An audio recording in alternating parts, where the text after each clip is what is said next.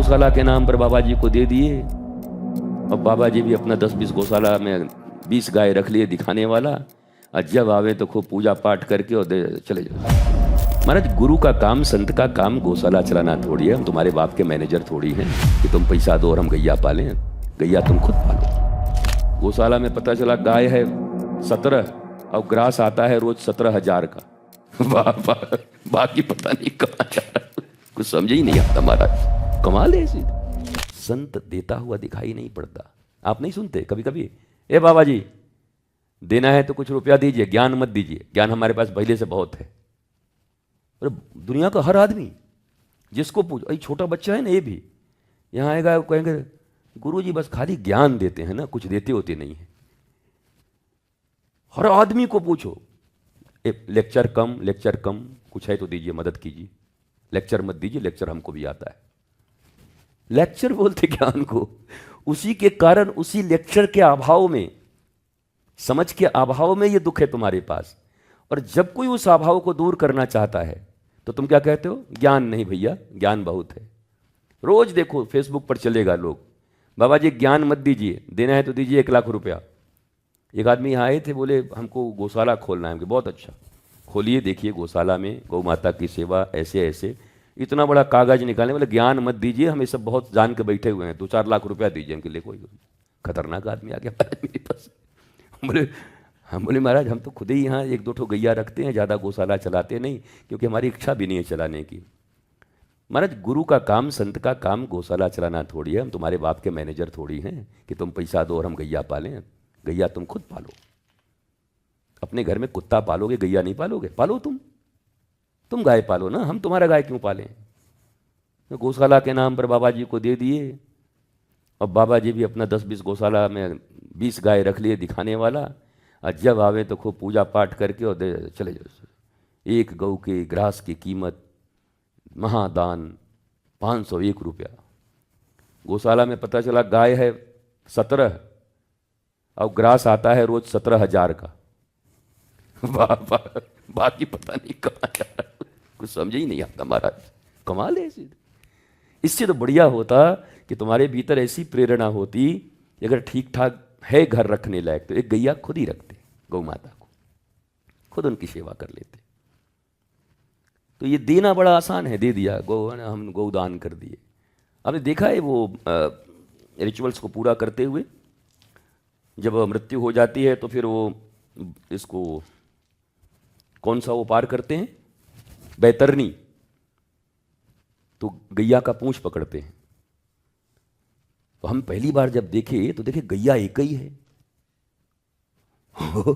लोग आते थे, गैया का पूंछ पकड़ते थे, फिर अपना वो एक गाय का दाम देते थे।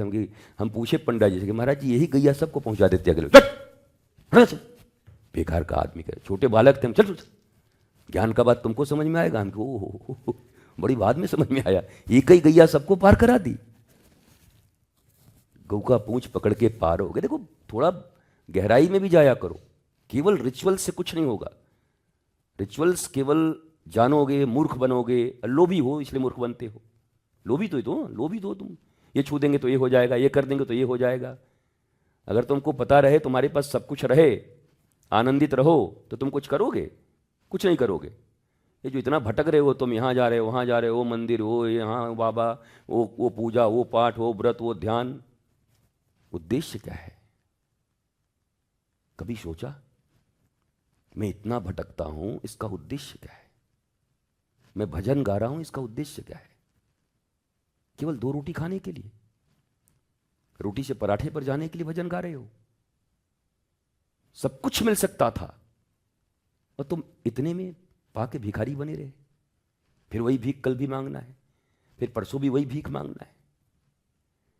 इसलिए भारत में आपने मदालसा मां का नाम सुना होगा। उन्होंने अपने बच्चों को 7 वर्ष में आत्मज्ञान दे दिया। अलर्क 7 वर्ष का बच्चा आत्मज्ञानी महाराज। ओह, राजा जनक के गुरु कौन? अष्टवक्र, छोटा सा बालक, 8 जगह से टेढ़ा, पर ऐसा महाराज सम्राट जनक जैसा। बोले जूते पे बैठ जा तो जूते पे बैठ गए, नीचे बैठ तो नीचे बैठ जाते। क्या था उनके पास? वो राजा तो नहीं थे अष्टावक्र, धन तो नहीं था, माल तो नहीं थे उनके पास। कुछ तो ऐसा होगा कि राजा जनक जैसे लोग भी नीचे बैठ जाते। हे गुरुदेव, मैं सब त्यागने को तैयार हूं, बस अब आप अपनी मस्ती सिखा दो मुझे। इतनी मस्ती में तुम कैसे रहते हो, सिर्फ ये बता दो, मस्ती का कोड बताओ, बस कुछ नहीं चाहिए। और संत के पास, ऋषि के पास, गुरु के पास, आत्मज्ञ तत्वज्ञ महापुरुष के पास बस यही कोड है। वो कोड तुम्हारे पास भी है, वो डिकोड कर देंगे, सिखा देंगे तुमको। इसका अर्थ ये है, ऐसे जियो, ऐसे करो। और फिर बाकी तो तुम्हें स्वयं ही अपने चिंतन और अनुभव से सीखना है। कोई बाहरी बैठ करके तैरना सिखाता रहे, हाँ कंप्यूटर पर जल ऐसा होता है, ऐसे कूदते हैं, कूदने के बाद ऐसे ऐसे हाथ करते हैं। अब एक बच्चा कहेगा गुरुजी कंप्यूटर में हमको तैरना सिखा दीजिए, हम पानी में नहीं जाएंगे। सीख जाओगे तैरना, तो तभी सीखोगे जब पानी में उतरोगे। तो गुरु, जिन्हें गुरु कहते हो या जो तत्वज्ञ हैं, वो कुछ सीक्रेट्स तुमको बता सकते हैं, ये ऐसा करके देखो अच्छा होगा। अब करना तुम्हें है। एक ही स्कूल में एक ही चीज़ें पढ़ाई जाती हैं सभी बच्चों को। एक है जो पूरा पढ़ता है, यहाँ भी चिंतन भी करता है, घर पे भी उसको बनाता है, फिर सोचता है अच्छा ये ऐसे ऐसे ऐसे। एक ऐसा है कि बैठता पीछे है कि गुरुजी का नज़र न पड़ जाए। गुरुजी कितना भी सिखाएं, पीछे बैठ के अपना धीरे धीरे से कुछ बनाते रहता है, और घर आकर के फिर कुछ बनाएगा नहीं, और फिर स्कूल में देरी से जाएगा और कान पकड़ के 2 थप्पड़ रोज खाने का उसका नियम है। उसी में अपना चल रहा है जीवन में, पर सीख नहीं पाता। मुझे एक व्यक्ति ने बड़ी प्यारी बात कही थी कि मनुष्य अपने ईगो के कारण सीखता नहीं है जीने की कला। अहंकार, अच्छा तू हमको सिखाएगा। रावण को गए हनुमान जी कुछ अच्छा चीज़ बताने के लिए, तो रावण कह रहा है वाह, दुनिया में हमको बंदर ही मिला गुरु, और कोई नहीं मिला, बताओ। ज्ञानी नाम अग्रगण्यम सकल गुण निधानम, ज्ञानियों में अग्रगण्य, उनसे ज्ञानी कोई है नहीं। वो क्या कह रहा है, तू हमको सिखाएगा, बंदर, बंदर हमारे गुरु बनेंगे अब। तो अहंकारी लोग नहीं सीखते, ये जिनके पास अहंकार है, ये लोग कभी, अभिमानी लोग कुछ नहीं सीख सकते।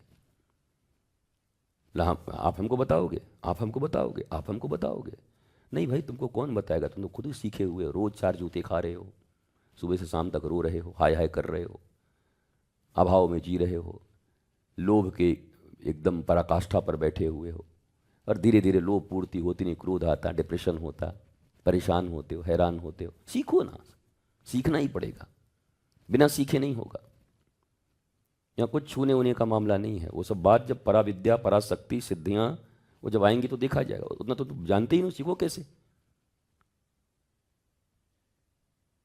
सिद्ध शब्द हमारे यहाँ क्या था आपको पता है? सिद्ध, चावल कच्चा है, उसको पका दिया तो क्या बोलते थे? सिद्ध हो गया, खाने योग्य हो गया। मतलब अब ये खा करके पचाया जा सकता है तो सिद्ध उसको बोलते थे। दाल सिद्ध हो गई, चावल सिद्ध हो गई, सब्जी सिद्ध हो गई, ये बोलते थे। पक गया, पक गया मतलब मामला बन गया, अब उसको कोई खा भी जाए तो बढ़िया से हजम हो जाएगा।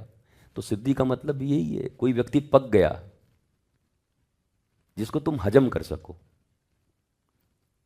तो सिद्ध तो वही है वास्तव में जिसके ज्ञान को तुम हजम कर सको, जिनकी बातों को तुम हजम कर सको। उसके लिए शिष्य को तैयार रहना पड़ता है।